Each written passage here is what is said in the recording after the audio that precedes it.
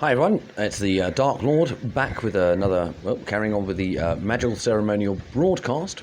We're going to be doing some music in a bit, but just before we did, I thought we'd just catch up with the game and see where we're at. So now you can see the bottles have disappeared and a little bit different. We've got the charging, everything's happening. Right there, bit of cleaning. And the options really, isn't it? Now, does anyone remember like 00? There's like a particular type of smoke. I'll go just like something on.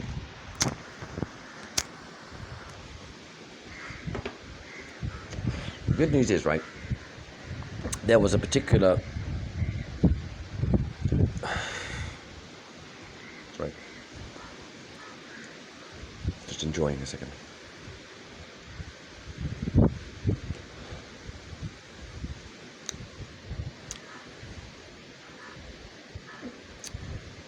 So sorry about that. Just had to take a moment. Yeah. Where was I? Oh yeah. So look, at the end of the day, electromagnetics, I think everyone agrees, is important, right? You know, where are you going to get your energy from? You know, you can't carry on with the nuclear thing. The wind thing is pretty rubbish.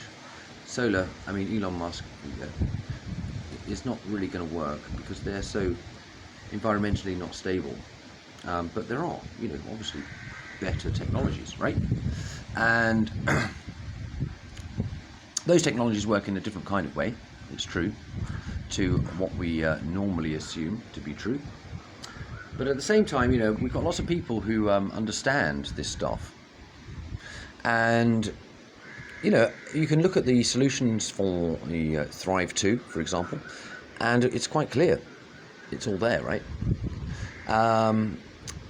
So although, that's the funny thing about power, isn't it? You think you've got the power to, continue things, but everyone needs a solid foundation in which to build, yeah? Otherwise, things come crumbling down,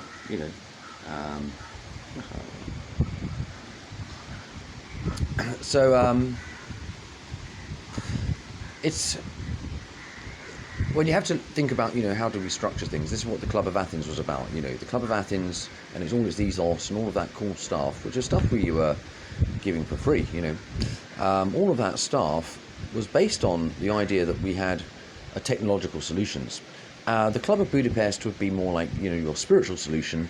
And the Club of Rome was really like the risk assessment factor would provide the financial backing for a bond or something like that would solve all these problems, And it could all be tied into a nice service architecture, which meant that everyone could win.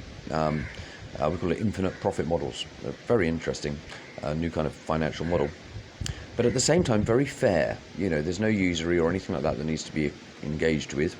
It just, zero debt systems. But everyone makes money. It's actually quite ingenious. And, some of those ideas, are quite, I understand, revolutionary. But at the same time, you have to revolve from certain ways of thinking, into sort of new dimensions, yeah, of existence. Yeah, new ways of doing stuff. And I think that's a vision, that we all need to share on planet Earth. We have many visions for how we think things might pan out, or how things think things might work. But the reality at the end of the day, everything has to be in alignment.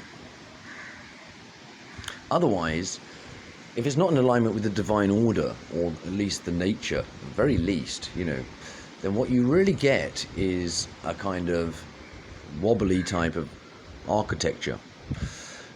We base everything in the Club of Athens on Platonic knowledge and the Greek stuff. It's this is solid foundational stuff.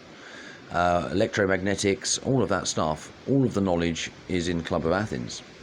And so all of the technological solutions that lots of people have been collecting up. I've had meetings. We've got networks. All of this stuff. Like I don't even know how much that the truth or conspiracy movement or anything like that is aware of, about all the Lightworker network, but the connections are so vast right now. But it just means that everyone's got to get into light, and play the game. And it doesn't. Everyone's got their role to play. At the end of the day, it's not like one shoe fits all. There are definitely choices, that we make in our moment of life, and you'll know where you're making the right choice because you'll feel it in your heart. You'll feel it in your heart, and and that's really where it's at, if you get what I mean. So that's I thought as it's a spiritual day,